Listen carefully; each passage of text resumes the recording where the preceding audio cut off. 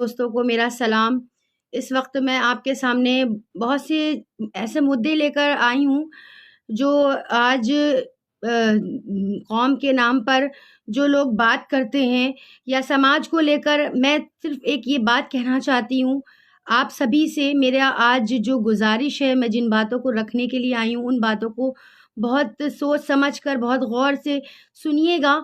मेरी एक ये रिक्वेस्ट है सबसे पहली चीज़ की, जो अल्पसंख्यक समाज के साथ जो माइनॉरिटी के साथ, जो अक़लियत के साथ जो बर्बरता दिखाई जा रही है, वो कहाँ तक सही है।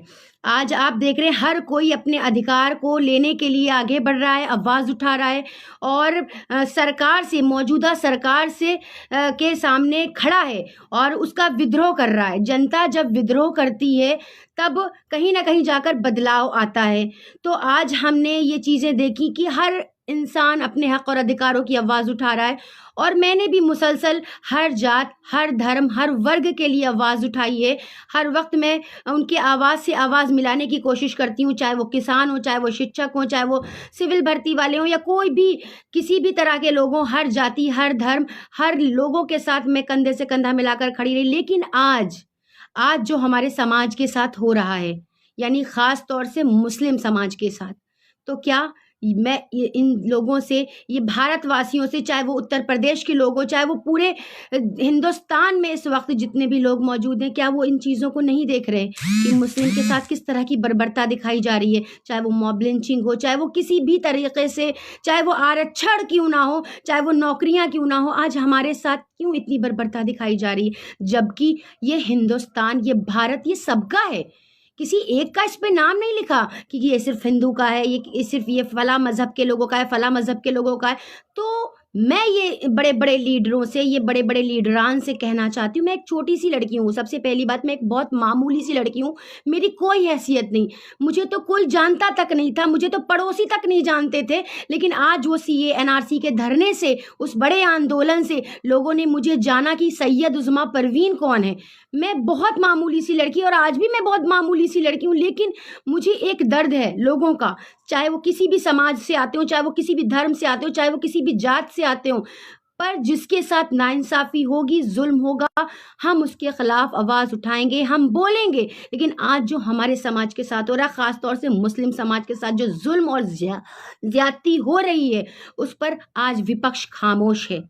मैं उसी विपक्ष को जगाने की कोशिश करती हूँ कि हमको बार-बार ये, हम सबको ये जताया जाता है कि भाजपा, बीजेपी आएगी तो मुसलमानों का सर काट देगी, मुसलमानों का सर कलम कर देगी।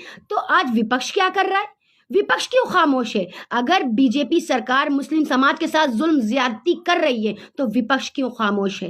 विपक्ष के मुँह में क्यों ताले लगे हुए हैं बड़े-बड़े? क्यों वो आवाज़ नहीं उठाते? क्यों वो बोलते नहीं हैं? आप ये मत समझें कि मैं सियासत कर रही हूँ, मैं नेता बनने की कोशिश कर रही हूँ, मुझे कुछ नहीं चाहिए। मुझे सिर्फ़ अधिकार चाहिए अपने लोगों के, अपने समाज के, बल्कि हर समाज के लिए मैं खड़ी हुई हूँ। लेकिन आज जो मेरे समाज के ऊपर जुल्म हो रहा है, जो लोग प्रताड़ित किए जा रहे हैं, मैं आज उनकी तरफ से भी ये बात बोलती हूँ कि उनको प्रताड़ित करना बंद कीजिए। बल्कि जो बड़े-बड़े लीडरान जो सिर्फ मुस्लिम का वोट लेने की कोशिश करते हैं कि मुझे मुस्लिम समाज के लोगों का सपोर्ट मिल जाए, सहयोग मिल जाए और मैं आगे अपने आप को मुख्यमंत्री के रूप में लोगों के सामने रख सकूं, तो क्या उम्मीद करते हैं आप मुस्लिम समाज से कि मुस्लिम समाज आपको वोट देगा? जिस तरह से हमारी काजल, जो हमारी बहन थी, जिसके साथ गलत हुआ, जिसको गोली मार के जिसकी हत्या की गई, जो अपने वालिद को बचाने की कोशिश कर रही थी, तो क्या आज जो राबिया है, जो राबिया लड़की है, क्या उसके लिए, आपके लिए एक ट्वीट नहीं निकल सकता? क्या आप एक ट्वीट नहीं कर सकते उसके लिए? मैं नहीं कहती आप बोलिए, जाकर इंटरव्यू दीजिए किसी के लिए, क्या आप एक छोटा सा ट्वीट भी नहीं कर सकते उसके लिए? क्या राबिया हमारी बहन नहीं है? क्या हमारे समाज की बहन नहीं है?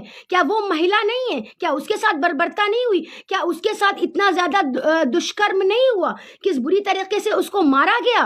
किस बुरी तरीके से उसको घायल किया गया? क्या आप सब विपक्ष इतने कमज़ोर हैं कि एक महिला के लिए आवाज़ नहीं उठा सकते, सिर्फ इसलिए कि वो मुसलमान है?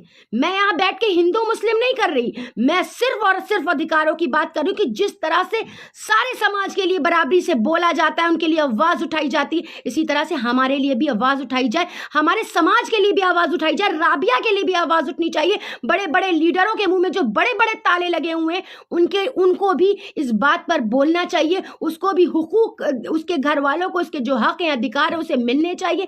क्यों नहीं बोलते हैं आप सब?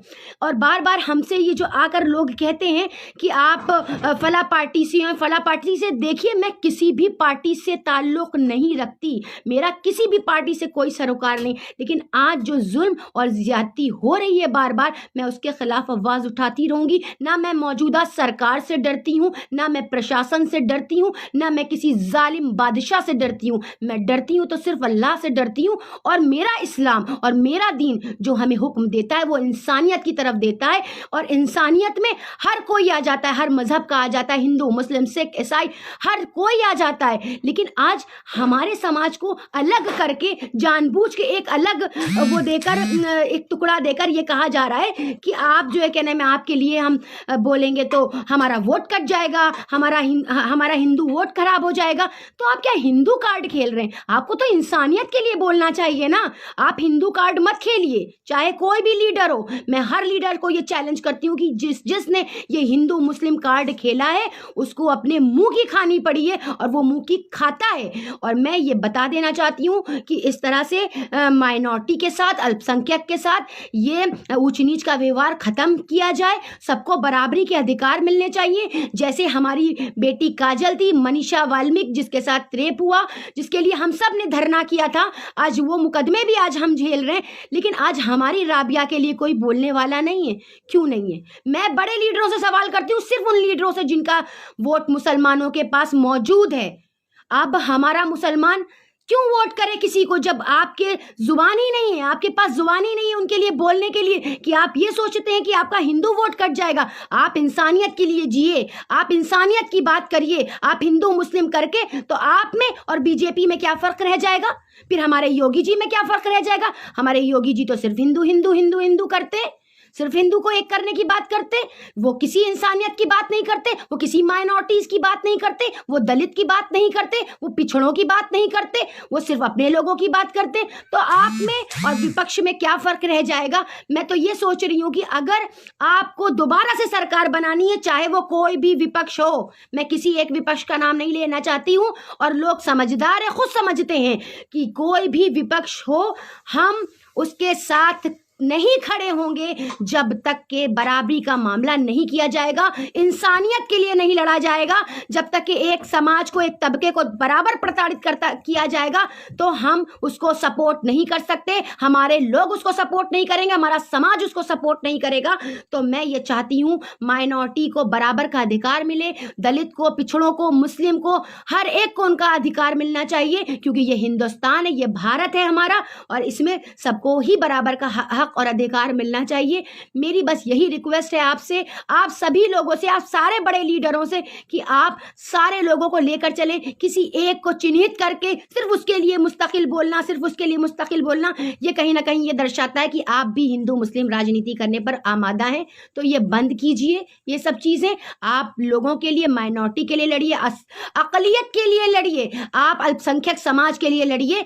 तब मुझे ये लगेगा कि हाँ, हम भी मुस्लिम समाज उसमें आते हैं, तो हमको क्यों अलग कर दिया जाता है? हमें क्यों अल्पसंख्यक से अलग कर दिया जाता है? क्योंकि हम भी तो उसी का हिस्सा हैं, हम भी तो अकलियत का हिस्सा हैं। तो आज हमारी जो राबिया के साथ जो हुआ है, उसके लिए बड़े बड़े लीडरों को बोलना चाहिए, आवाज़ उठानी चाहिए, ट्वीट करना चाहिए, सोशल मीडिया के जरिए से उसकी लड़ाई लड़नी चाहिए, ज़मीनी तौर से उसकी लड़ाई लड़नी चाहिए। मैं आप सबसे यही रिक्वेस्ट करती हूँ, मेरा यही मानना है, जो इंसानियत के लिए लड़ता है वही असली लीडर होता है, और जो इंसानियत के खिलाफ लड़े, जो सिर्फ एक मजहब के लिए लड़े, वो लीडर नहीं होता।